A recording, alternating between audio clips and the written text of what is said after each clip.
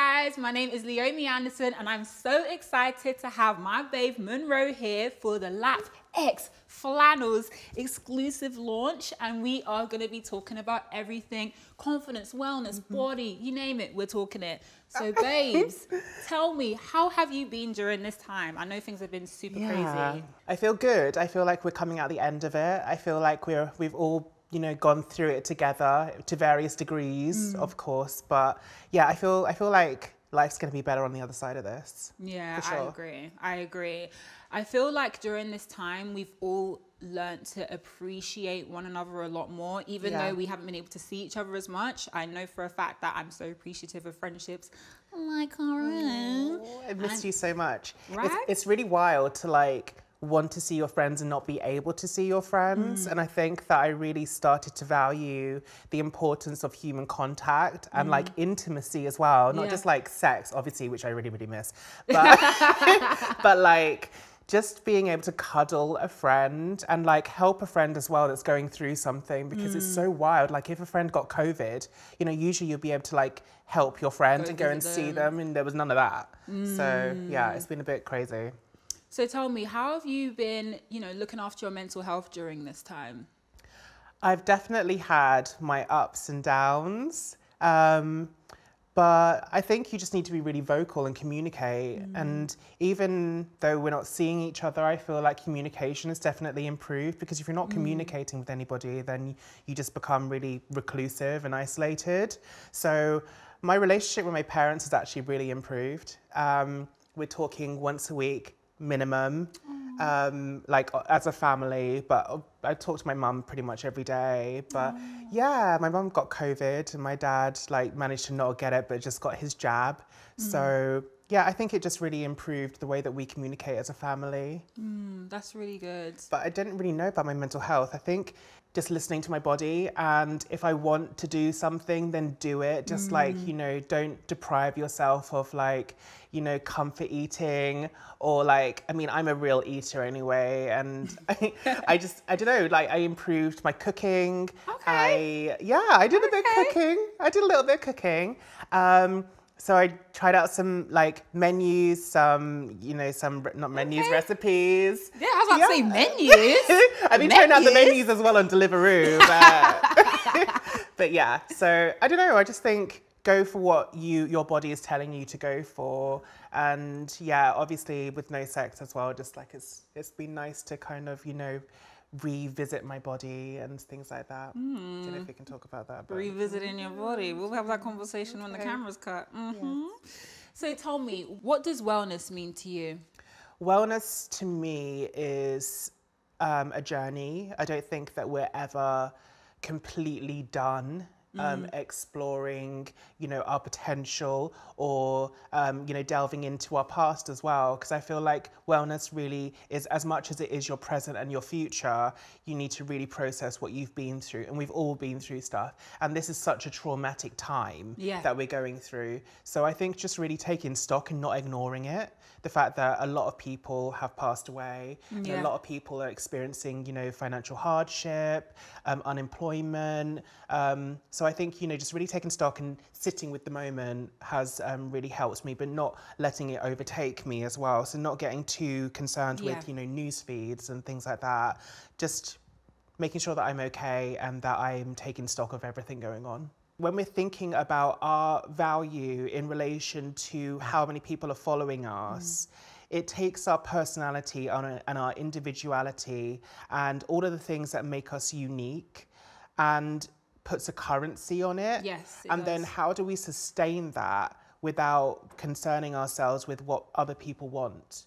You know, it should really be about what we want. I think that's really good. And I want anybody who's watching this to understand that it does sometimes feel like if you're not on a social media platform that you're missing out on something, but your value is not in your followers, and followers are not a real currency. That's what people need to understand. I think in the beginning, actually, of social media, I think that people were, well, especially like agents and those kind of figures in your life, they made you feel like gaining followers would make your value go up. And I think that that was actually really detrimental, especially to young women. It was so detrimental, especially, you know, with people that are in the entertainment industry or like whatever, like it's a very big umbrella.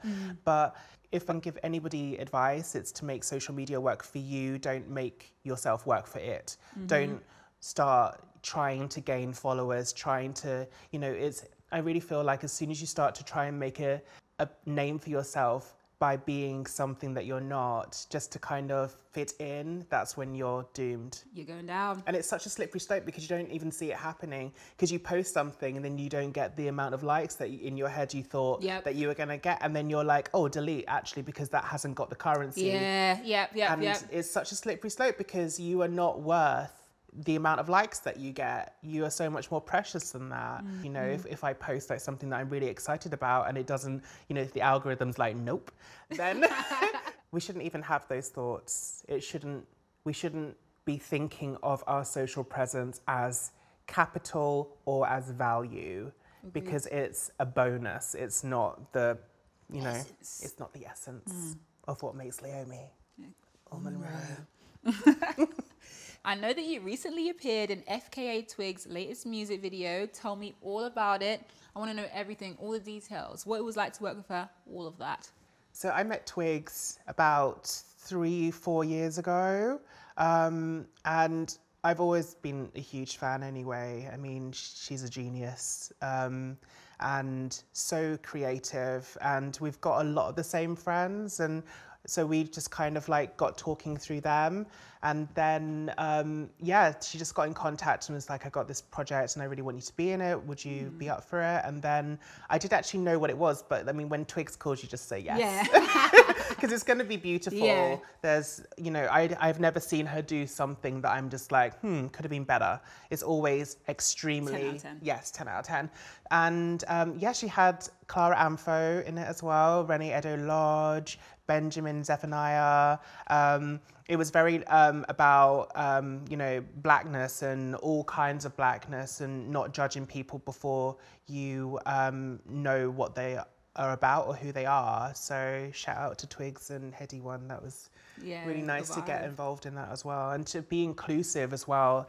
I feel like, especially with, you know, Heady's music is like not traditionally very inclusive of like LGBT identities. You don't see that very often. So it was nice to see everybody come together and all kinds of blackness, all kinds of backgrounds, and celebrate each other. Yeah, and it's a really beautiful video. And obviously you look stunned. Oh, thank you. And talking about all those different women that were in the videos, who is one of your biggest female inspirations?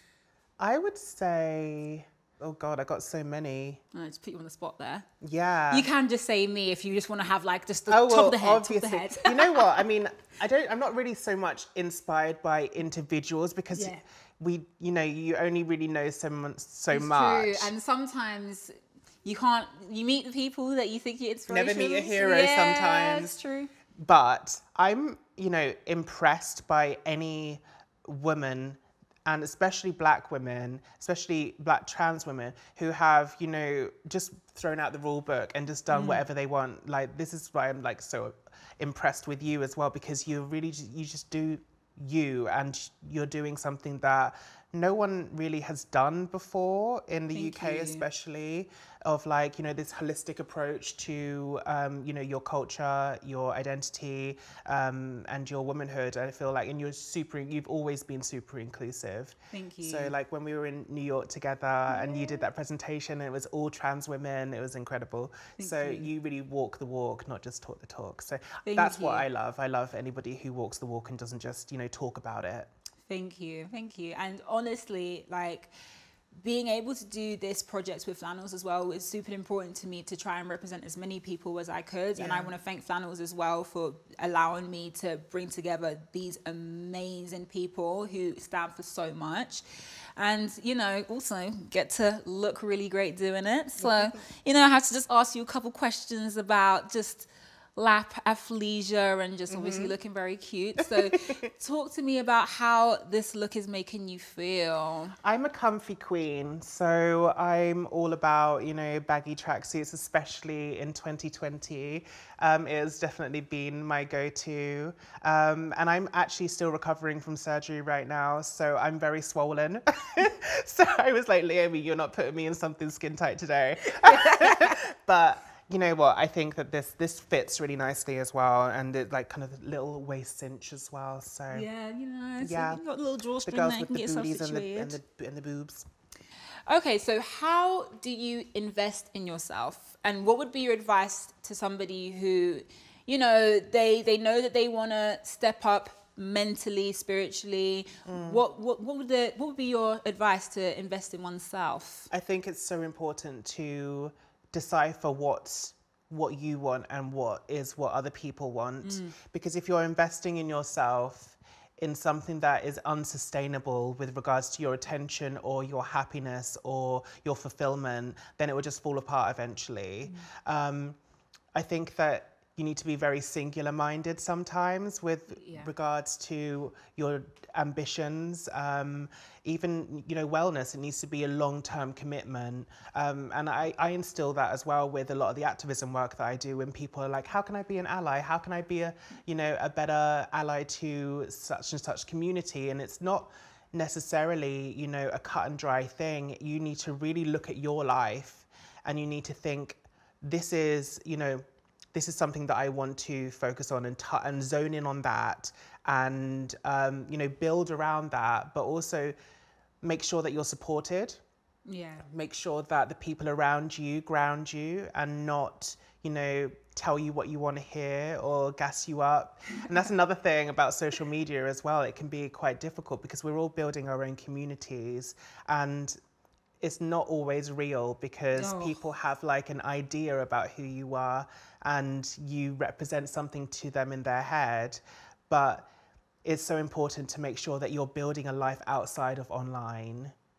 So I would say anyone that really wants to step up, make sure that you're making the moves in real life. Yeah, not just online. And not just online. Make sure that you're building a life that feels good, not just looks good. Oof. And I can't take credit for that. I know, but you have many one-liners. Trauma to triumph. I can take responsibility for that one. Yeah, please. But it's really about just, I don't know, being real. And I feel like there's such little realness going on at the moment because we don't have the real world. So everything is online and we're spending so much time on our phones. We just need to just, you know, take a step back, reevaluate, renegotiate. And levitate, elevate. Yes, and come back and, you know, be you. Don't be the person that people want you to be you. I definitely feel like, especially young women, it's so hard to be able to find yourself in this online space because there's so many different ideas of what you should be. What would your advice be specifically to young women online who are seeing so many different perceptions and ideas of what beauty is? How do you think that we can, like, what advice would you give to a young woman who just needs to like just reject that? I would say, if you're feeling overwhelmed and if you're confronted with a lot of things that make you feel like you should be that, then that probably means that you need to take a step back and take stock about, you know, who do you want to be? And as amazing as, you know, social media can be as something that connects us, I think it can also be a huge distraction from actually being present and thinking about, what do I want? Do I actually want to do this challenge because I'm excited about it and want to be part of it? Or do I just want to be part of something and I'm doing it to kind of keep up with the algorithm and, you know, all of that the Matrix. It really is. I really feel like the algorithm is the Matrix, and we need to, you know, break free of the Matrix, and we need to live in our own world, not the world of other people. I really feel like social media is so disruptive in so many ways. It can be amazing. God knows I've got so much, you know, affirmation from seeing other trans people do incredible things within their own industries, and it's made me feel so much more close to, you know, my own community and educated me on people who aren't like me as well. But there's such a flip side to it as well. And if you're not careful, then you'll end up on the flip side when you think that you're on the right side. That's very true. What is the most important thing about female friendship? I would say the most important thing about female friendship is someone that you can laugh with. I really feel like that's so important. And someone that you can be honest with. Yes. Someone intuitive. I think that there's a lot that go into female. I don't think that I can really put it into one thing, but I remember when I was going through something in the media and you just reached out to me. We didn't know each other and we just went for like ribs and drinks, and it was exactly what I needed in that moment. So I would say intuition is probably the most important thing. I always, you know, whenever I'm going through something, the first person to call me is one of my girls and just be like, let's sort this out. Let's, you know, make sure that you're okay. Do you need anything? So yeah, intuition and connection. See, I love that. And I really do cherish our friendship. And I think it's so important, especially for anybody watching this, to understand that you can find genuine friends no matter what industry you're in, no matter how crazy the world is or how isolated you can feel. There are genuine people out there who really care about you, who you can really cultivate a beautiful friendship with. It's just about, you know, not being distracted and getting too caught up in the fake, and just finding and seeking people who make you feel really good about yourself. Absolutely. And don't settle. Don't settle, exactly. Don't settle for in people. anything. Yeah, you shouldn't feel like you're in competition with your friends either. And, you know, embrace your uniqueness. Like, we're so different, but we've got that common soul, I feel. Common core. Yeah. And I guess as well, once you do find that female friend that makes you feel good, go and cop yourself some matching looks from the LAPP X flannels. Yes. You know what I'm saying? No, I'm actually not joking. She's Please not joking. Do that. Yes, she wants that content. But no, but thank you so much for coming to talk to me today. I'm so happy to have you here and looking fabulous as well. And yeah, you are one of my biggest inspirations, and I'm sure that everybody who watches this is going to be just as inspired as me. Oh, I love you. Thank you. Love you, girl.